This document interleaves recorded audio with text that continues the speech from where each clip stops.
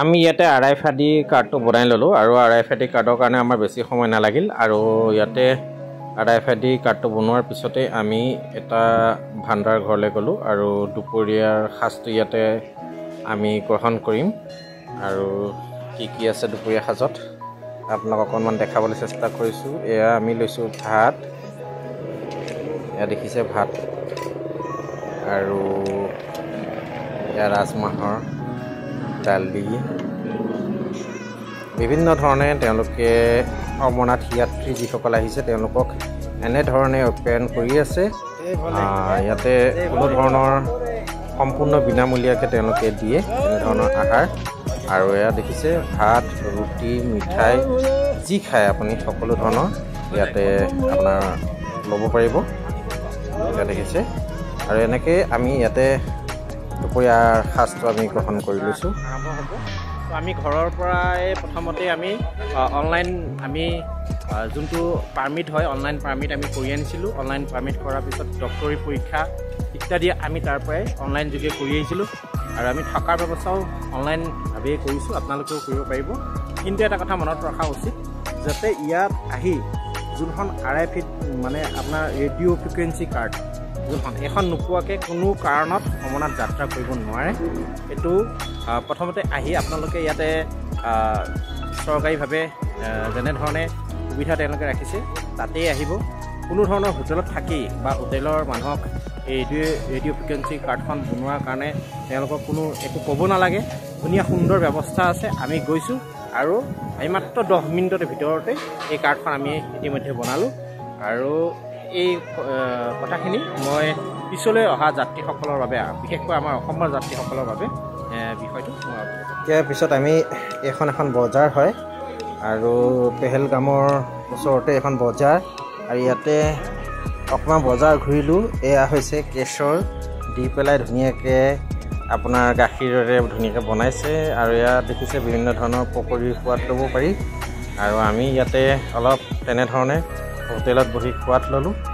আৰু ইয়াৰ পিছদিনাখন আমি এয়া ৰাতিপুৱা হোটেলৰ পৰা ওলাইছোঁ পেহেলগামৰ উদ্দেশ্যে আৰু পেহেলগামলৈ ইয়াৰ পৰা আমি এখন গাড়ী ল'লোঁ আৰু গাড়ীৰে প্ৰায় গৈ আছোঁ পেহেলগাম পাম। এয়া দেখিছে পেহেলগাম আমি পালোঁ আৰু ইয়াৰ পৰাই আমাৰ ট্ৰেকিং আৰম্ভ হ'ব, যাত্ৰা আৰম্ভ হ'ব বাবা অমৰনাথ বৰফানী। এয়া ইতিমধ্যে লাখুটি এডাল লৈ লৈছোঁ, বেগ লৈছোঁ আৰু এনেধৰণে আমি যাত্ৰা কৰি গৈ আছোঁ। এতিয়া ইয়াতে ছিকিউৰিটি চেকিং হ'ব, যাৰ কাৰণে আমি লাইন ধৰি ধুনীয়াকৈ ছিকিউৰিটি চেকিং কৰিব লাগিব, বেগসমূহ স্কেনিং কৰিব লাগিব। বহুত ধৰণৰ কাম আছে, এইবোৰ কৰি মেলিহে আমি ট্ৰেকিঙত যাব পাৰিম, খোজকাঢ়াৰ পথত আমি যাব পাৰিম। এয়া দেখিছে আৰু এয়া চাওক আমি ইতিমধ্যে লাইন লৈছোঁ। এয়া ভাৰত দা, এয়া নিপেন শৰ্মা ডাঙৰীয়া, এয়া আছে সকলো ধুনীয়াকৈ আমি এয়া লাইন ধৰি লৈছোঁ। নৱদা, এয়া বাবাদা আছে, একদম ধুনীয়াকৈ লাইন লৈছোঁ। লাইন লৈ এতিয়া ইয়াৰ পৰা আমি লাহে লাহে আগুৱাই যাম। দেখিছে এইসকল মানুহ অমৰনাথ যাত্ৰী হয় আৰু এওঁলোকে সকলোৱে অমৰনাথলৈ যাত্ৰা কৰিব। ইয়াতে ছিকিউৰিটি চেকিংটো বিৰাট ষ্ট্ৰং হয় আৰু তেওঁলোকে ছিকিউৰিটি চেকিং কৰাৰ পিছতহে তাত আমাক প্ৰৱেশ কৰিবলৈ দিব। গতিকে এনেধৰণে গোটেই যাত্ৰাটো আপোনালোকক দেখাই যাম।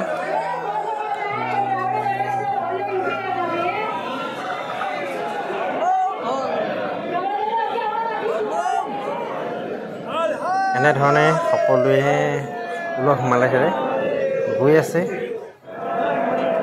এয়া দেখিছে সকলো ফালে কেৱল মানুহ আৰু ইয়াৰ পিছতে আমাৰ যাত্ৰা আৰম্ভ হ'ব। ইয়াতে RFID কাৰ্ডটো স্কেনিং কৰিব, আপোনাৰ আধাৰ লগত সংযুক্ত হৈ আছেনে নাই, তাৰপিছতহে যাত্ৰা আপোনালোকে আৰম্ভ কৰিব পাৰিব। আৰু তাৰপিছতে এইটো পালোঁ আমি ভাণ্ডাৰা। ইয়াতে ৰাতিপুৱা ধুনীয়াকৈ নাস্তাটো আমি কৰি লৈছোঁ। এনেধৰণে অসংখ্য ভাণ্ডাৰা আছে য'ত খোৱা বোৱাৰ কাৰণে আপোনালোকে অকণো চিন্তা কৰিব নালাগে। এয়া দেখিছে ৰুটিৰ পৰা আদি কৰি চাউল, ভাত,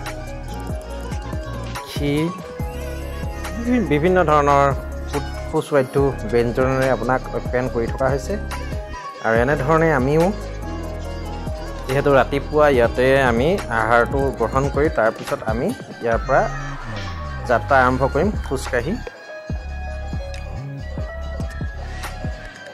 এয়া চাহ বিস্কুট বিভিন্ন ধৰণৰ সুস্বাদু মিঠাই এনেধৰণে আমাৰ যাত্ৰা এতিয়া আৰম্ভ হ'ব ইয়াৰ সোৱাদ অকণ লৈ লৈছোঁ ইয়াৰ পিছতে আমি ইয়াৰ যাত্ৰা আৰম্ভ কৰিম কেনেকুৱা লাগিছে দাদা বহুত ধুনীয়া লাগিছে বহুত ভাল লাগিছে ছাৰ ধুনীয়া বাবাৰ দৰ্শন কৰিব আহিছোঁ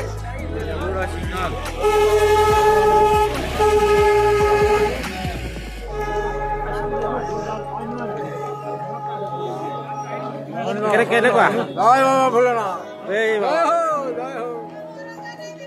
এয়া হৈছে আমি যাত্ৰা আৰম্ভ কৰিছোঁ চন্দনবাৰী এনেধৰণে খোজকাঢ়ি প্ৰাকৃতিক দৃশ্যৰ মাজে মাজে এনেধৰণে গৈ আছোঁ ক'বই নালাগে আৰু ইয়াতো চিকিউৰিটি চেকিং বাৰে বাৰে চেক হৈ আছে চিকিউৰিটিজন ধুনীয়াকৈ কৰি আছে বাকী এতিয়া আমি আহি আছোঁ চাই থাকিব এয়া ইতিমধ্যে আমাৰ যাত্ৰা আৰম্ভ হৈছে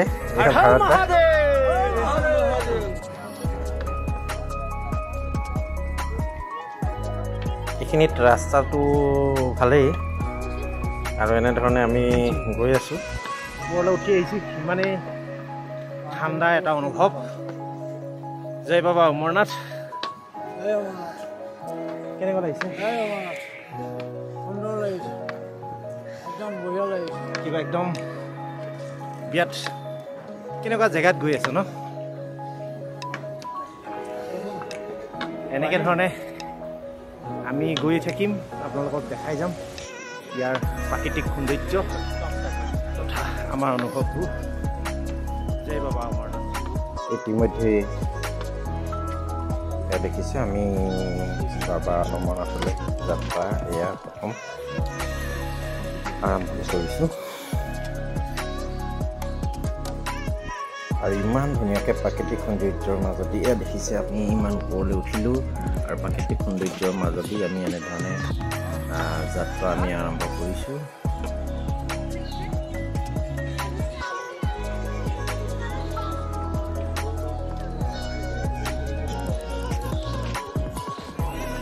আৰু ঠায়ে ঠায়ে আমি এনেধৰণে জিৰণি লৈ লৈ যাব লগা হৈছে এয়া আহি আছোঁ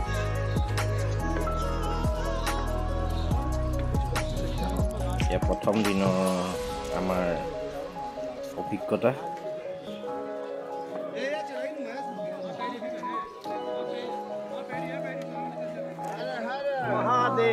Bam bam भोले bam bam भोले bam bam भोले भोलेनाथ की जय ইমান সহজ নহয় খালি ওপৰলৈ গৈ থকা একমাত্ৰ লাখুটিডালেই সহায় হয় নে কি কয় কাৰ্ডা হয় লাখুটি নহ'লে ইয়াত উঠিব নোৱাৰিব খালি ওপৰলৈ গৈ থাকিব লাগে ওপৰলৈ গৈ থাকক এনেধৰণে বাবাৰ নাম লৈ যাত্ৰা কৰাৰ আমেজেই হ'ল সুকীয়া এয়া দেখিছে কিদৰে এয়া দেখিছে মানুহবোৰ এনেধৰণে যাত্ৰা কৰি আছে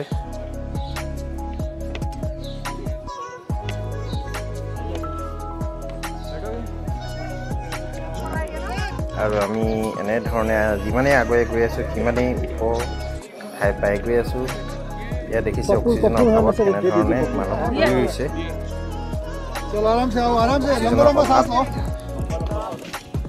আৰু যদি তেনেকৈ হাৰ্টৰ কিবা অসুবিধা থাকে তেতিয়াহ'লে ইয়ালৈ আহোঁতে সদায় সাৱধান হৈ আহিব লাগে লাহে লাহে যাব লাগিব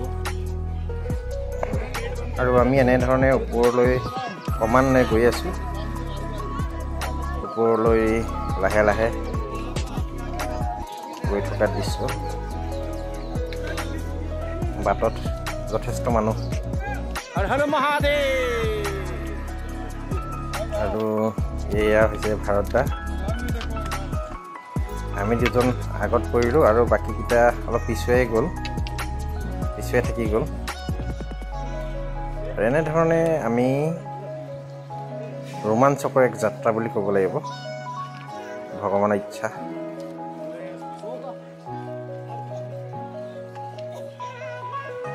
আৰু যথেষ্ট ৰ'দ পৰিছে যদিও ৰ'দ লাগিছে এইফালে ঠাণ্ডাও লাগিছে হৰ হৰ মহাদেৱ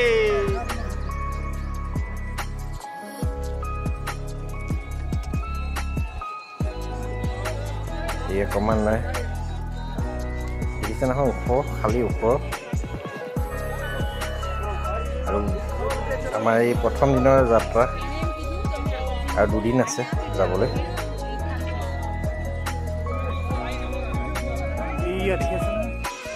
এই মানুহ গৈ আছে লাহে লাহে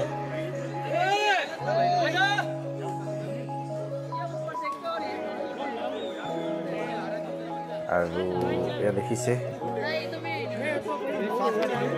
কি ধৰণে মানুহ গৈ আছে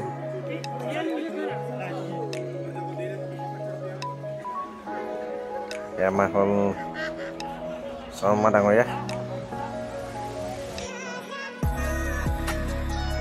যথেষ্ট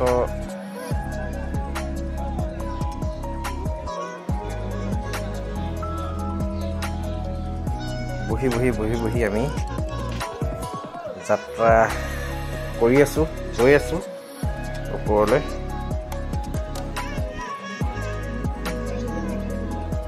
দেখিছে খালী ওপৰলৈ আমি খালী যাত্ৰা এয়া হৈছে নিপেন শৰ্মা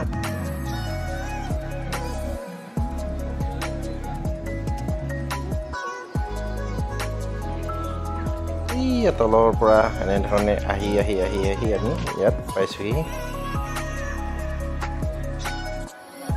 এক মনমোহা প্ৰাকৃতিক সৌন্দৰ্য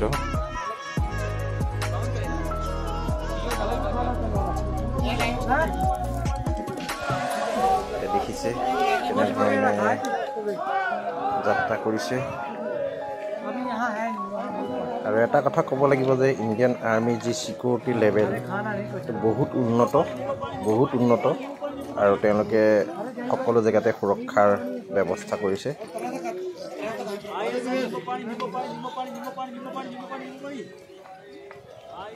এয়া চাওক হিমালয় কি যি সৌন্দৰ্য আৰু দেখিছে এনেধৰণে আমি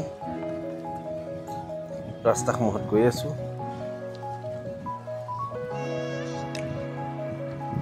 আৰু ইয়াৰ প্ৰাকৃতিক সৌন্দৰ্যসমূহ আমি উপভোগ কৰিছোঁ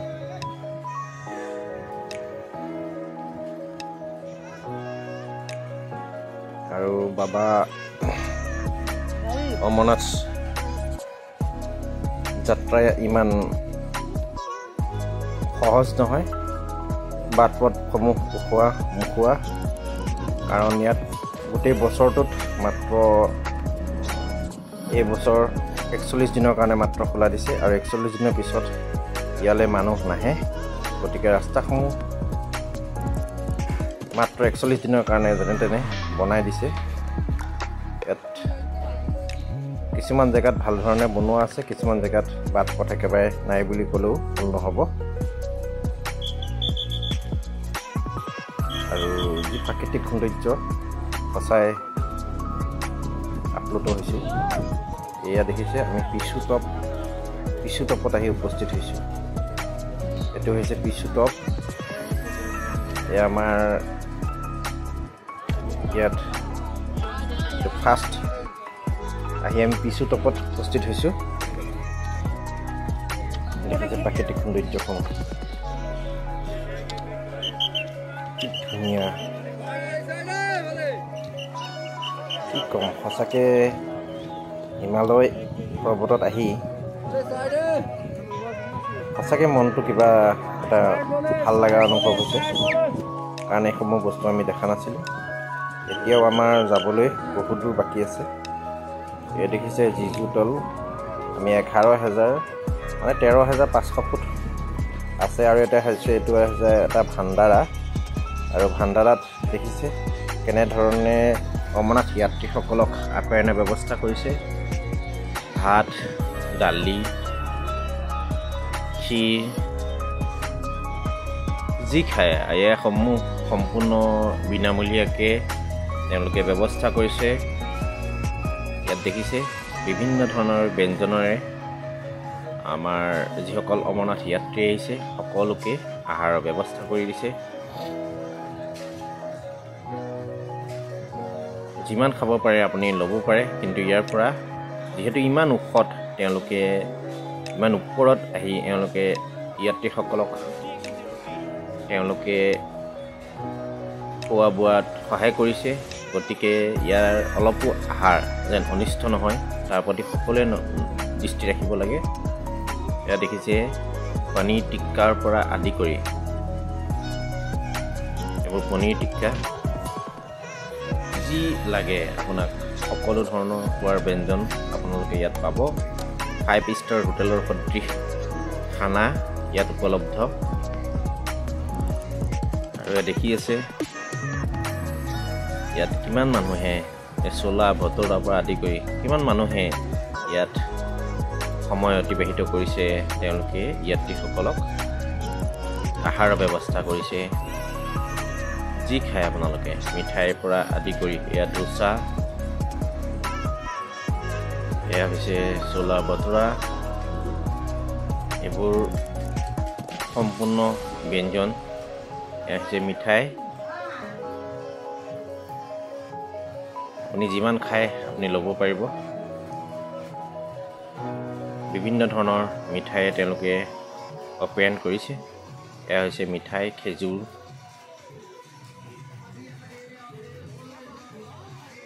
যিমান লাগে আপোনালোকে লৈ থাকক, খাই থাকক, কোনো ক'ব লগা নাই। কিন্তু এটা কথা, অক্সিজেনৰ অলপ যিহেতু অভাৱ, গতিকে ইয়াত বেছি আহাৰ খালে আপুনি খোজকাঢ়িব নোৱাৰিব, গতিকে বেছি আহাৰ নোখোৱাই ভাল। তাৰ ভিতৰতো যিখিনি এয়া দেখিছে আনন্দত আত্মহাৰা হৈ ইয়াতে নৃত্য গীতৰ তালে তালে নাচি কিছু ভাগৰ পলাবৰ কাৰণে চেষ্টা কৰিছে, ভাগৰ হেৰুৱাইছে। আৰু তাৰপিছতে আমি আকৌ পুনৰ এতিয়া পিছুটকৰ পৰা আকৌ আমি যাত্ৰা আৰম্ভ কৰিম। দুপৰীয়া সাজটো যিহেতু হৈ গ'ল, আকৌ ইয়াৰ পৰা আমি যাত্ৰা আৰম্ভ কৰিম। আৰু ইয়াৰ পৰা আমি লাহে লাহে ওলাই দিছোঁ।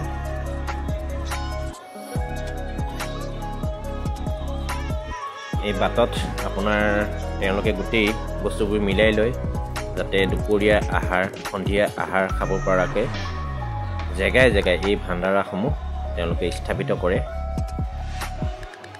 অমৰনাথ যাত্ৰীসকলৰ বাবে।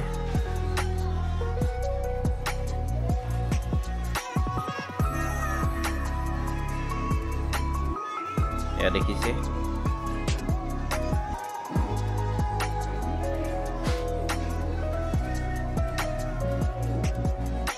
আৰু ইয়াতে সম্পূৰ্ণ আহাৰৰ ব্যৱস্থা। এয়া হৈছে গাখীৰ, যিহেতু ওপৰলৈ অহাৰ লগে লগে শক্তিৰ প্ৰয়োজন হ'ব, গতিকে যিমান খাই গাখীৰ তেওঁলোকে খুৱাই আছে।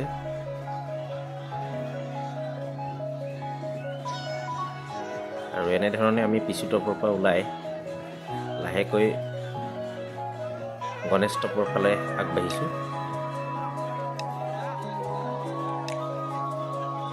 পানীৰ ব্যৱস্থাৰ পৰা আদি কৰি আপোনাৰ হস্পিটেলৰ যিসমূহ মেডিচিন সেইসমূহো ইয়াত উপলব্ধ।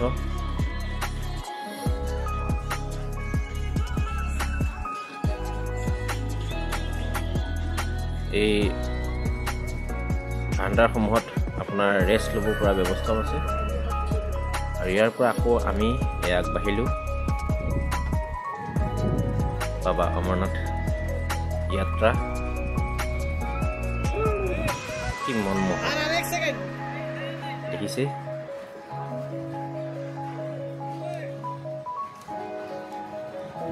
এইসমূহ আপোনালোকক দেখাই যাম। আৰু ইয়াৰ পিছতে আমি গৈ পাইছোঁ, ইয়াত দেখিছে আহি আছোঁ ধুনীয়াকৈ।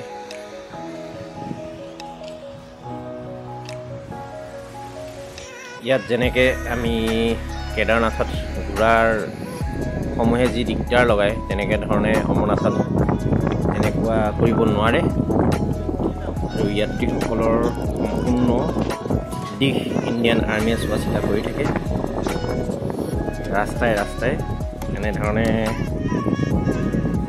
গোটেই ইণ্ডিয়ান আৰ্মীৰ লোকসকল আমি ঘূৰি আছোঁ অলপ জিৰাই লৈছোঁ দেখিছে অক্সিজেন লেভেলটো বহুত কম গতিকে যিসকলে আহে পিছলৈ যোনটো কৰ্পূৰ থাকে কৰ্পূৰ সেইটো আনিবলৈ নাপাহৰিব যেতিয়া অক্সিজেন কমি যায় কৰ্পূৰটো কিনিলে অক্সিজেন লেভেলটো বাঢ়ি যায় গতিকে দেখিছেনে হাতত কৰ্পূৰ বান্ধি লৈছোঁ আৰু এনেধৰণে আমি এতিয়া আগবাঢ়ি গৈ আছোঁ বাবা অমৰনাথ যাত্ৰাত ভাল লাগিছে যথেষ্ট ওখ ঠাই কষ্ট হৈছে কিন্তু বাবাক যে দৰ্শন কৰিব পাম সেইটো এটা হাবিয়াস বহু দিনৰ পৰা মনত আছিলে গতিকে আহি আছোঁ খুব ভাল লাগিছে মনটো আৰু যিসকল পিছলৈ আহিব বিচাৰে তেওঁসকলে কিন্তু লগত এই যোনটো কৰ্পূৰ খোৱা কৰ্পূৰটো লগত যেন লৈ আহে ধন্যবাদ এনেধৰণে প্ৰাকৃতিক দৃশ্যসমূহ সঁচাকৈ মনোৰম আৰু আমাৰ প্ৰথম দিনা যাত্ৰাৰ আমি সবিশেষ আপোনালোকক দেখাই গৈ আছোঁ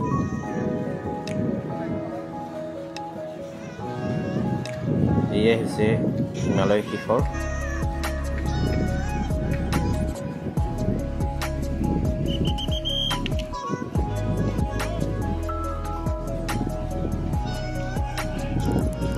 আৰু প্ৰাকৃতিক দৃশ্যসমূহ এনেধৰণে উপভোগ কৰি আমি প্ৰথম দিনা যাত্ৰা আমি এনেধৰণে কৰি গৈছোঁ আৰু আমি গৈ আজি গণেশ স্তূপত নিশাটো কটাম আৰু ইয়াৰ পিছত সকলোবোৰ দেখাই যাম